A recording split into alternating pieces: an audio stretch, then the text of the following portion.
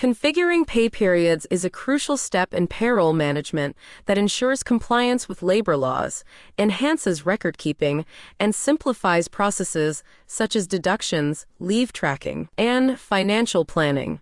A well-structured pay period fosters consistency, boosts employee satisfaction, and supports organizational scalability by streamlining payroll operations. To configure pay periods, navigate to the Human Resource module and select Pay Periods.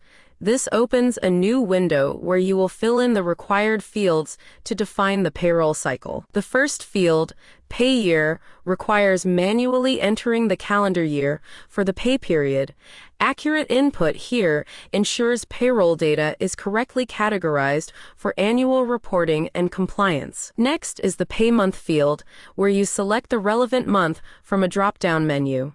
This feature ensures uniformity and reduces the chance of input errors. In the Period Beginning Date field, enter the start date of the pay period.